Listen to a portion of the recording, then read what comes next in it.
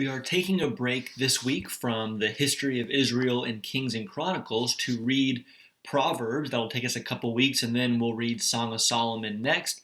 And then in a few weeks, we'll read the book of Ecclesiastes. The reason why we do this is because in a chronological plan like this, having introduced Solomon, this is the time that the plan chooses to have us read this material that is attributed largely to Solomon. Let's say some introductory things about the book of Proverbs as we get into it, and then some things about the specific Proverbs that we start reading toward the second half of this week.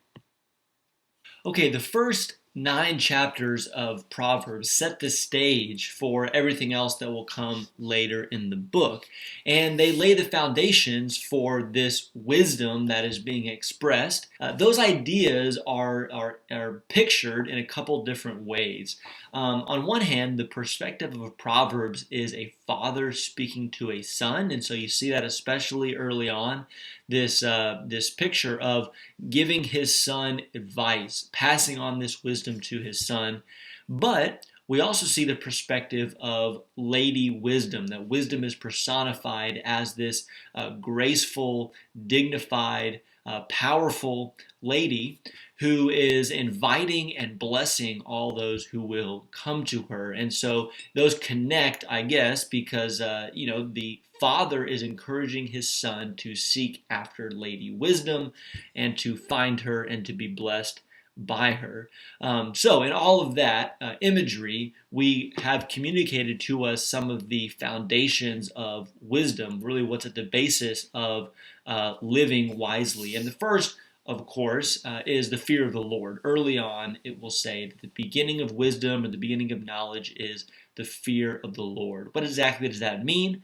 Well, on one hand, it means that in order to learn anything, you have to understand where all knowledge comes from. And by fearing God and understanding who He is, that He made everything and that we are helpless without Him, that itself can be a somewhat of a terrifying notion.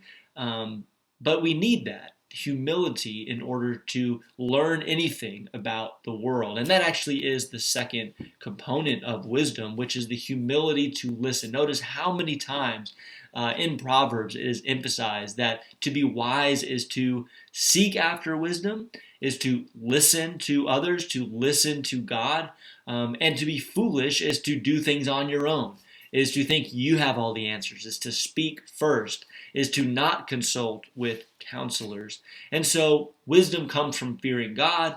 Wisdom comes from the humility of recognizing I don't know everything, I don't know much even, and I'm going to listen to others, chiefly the Lord, but other wise people in the seeking of wisdom.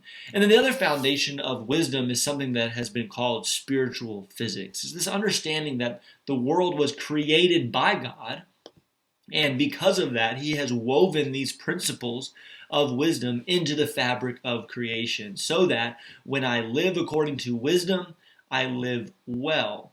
And I am blessed and I prosper and I find security and life in that wisdom. Lady Wisdom, again, invites people in to bless them and to help them and to aid them and to strengthen them. And so the world has this spiritual laws embedded in it, so that just like when I drop a pin, it falls to the ground because of gravity.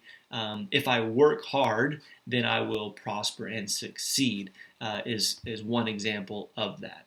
And that leads us then into something we want to say about reading the Proverbs from chapters 10, really again to the rest of the book, but for this week at least, Proverbs 10 to 15, and that is understanding correctly the nature of these Proverbs. That they are Proverbs based on the way the world generally works, yet they are not promises. We can get hung up in Proverbs if we're reading and thinking that it says, if you do this, this will happen, and we immediately jump to the exceptions to those rules that, well, you don't always get ahead if you work hard, or you don't always have a good family if you're a righteous person. Whatever it is, we so easily jump to, that's not always the case.